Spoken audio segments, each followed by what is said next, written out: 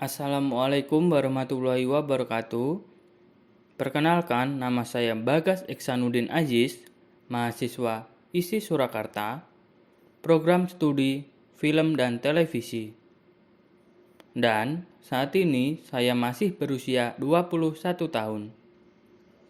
Lingkup bermedia saya dikelilingi oleh perkembangan teknologi, khususnya smartphone. Dan saya terbilang cukup jarang menonton televisi dan terhitung hanya di hari libur saja saat berada di rumah. Sekarang, mari kita masuk ke sesi presentasi. Dalam video kali ini, saya akan mempresentasikan mengenai teori esai encoding dan decoding dari Stuart Hall. Esai ini akan memberikan sedikit gambaran mengenai bagaimana pesan diproduksi dan disebarluaskan, terutama mengacu pada televisi. Terdapat teori komunikasi yang disarankan oleh Stuart Hall dan dianggap sebagai struktur kompleks dalam dominasi yang dipertahankan melalui artikulasi praktek-praktek yang terhubung. Di antaranya adalah production circulation, use atau yang disebut distribusi atau konsumsi, dan reproduction. Stuart Hall memandang bahwa setiap pesan atau makna yang disampaikan merupakan rangkaian peristiwa sosial mentah di mana terdapat ideologi di dalamnya. Menurut Hall, proses ini melalui 3 momen yang berbeda, yaitu encoding, decoding, serta interpretasi dan pemahaman inti dari analisis reaksi audiens. Pada dasarnya, encoding merupakan proses mengubah pikiran menjadi sebuah komunikasi. Menurut Stuart Hall, yang berkonotasi atau yang memberi gagasan merupakan hal yang netral terjadi, bahwa produsen hanya membuat sesuatu dan konsumen hanya mengkonsumsi sesuatu.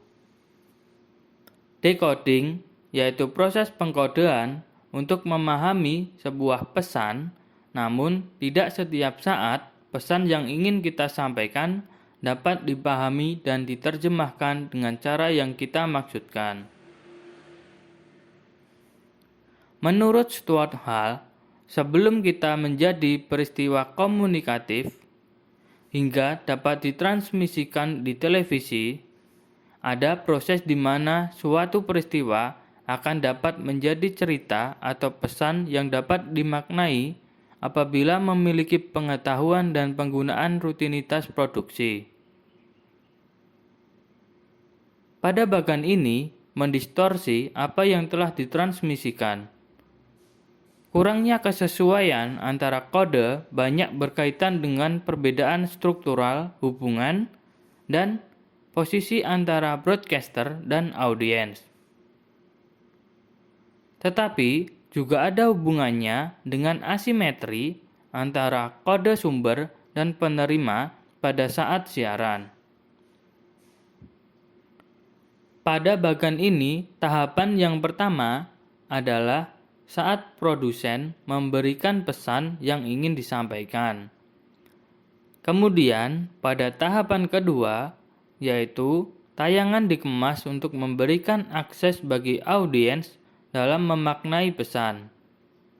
Dan di tahapan ketiga, yaitu proses audiens dalam memaknai isi tayangan. Untuk melakukan penelitian tersebut, Hall mengklasifikasikan posisi penonton berdasarkan hasil proses pembongkaran kode atas wacana pertelevisian. Ketiga posisi yang dimaksud ialah sebagai berikut. Yang pertama adalah dominant hegemonic position atau posisi dominan hegemonis. Penonton yang termasuk dalam klasifikasi ini memahami isi pesan secara apa adanya. Yang kedua adalah negotiated position atau posisi negosiasi. Merupakan posisi kombinasi pada satu sisi. Penonton mampu menangkap kode dominan yang ada di dalam teks atau tayangan televisi sebagai sebuah abstraksi yang terkandung. Namun demikian, di saat yang bersamaan, penonton juga melakukan penolakan dengan menyeleksi mana yang cocok atau tidak cocok untuk diadaptasikan ke dalam konteks yang lebih terbatas. Yang ketiga, oppositional position. Merupakan pesan yang dimaknai itu bertolak belakang dari penyampaian pesan yang dimaksudkan. Terima kasih. Untuk video kali ini, saya hanya akan menjelaskan sebatas itu saja terlebih dahulu. Kurang lebihnya, saya mohon maaf. Wassalamualaikum warahmatullahi wabarakatuh.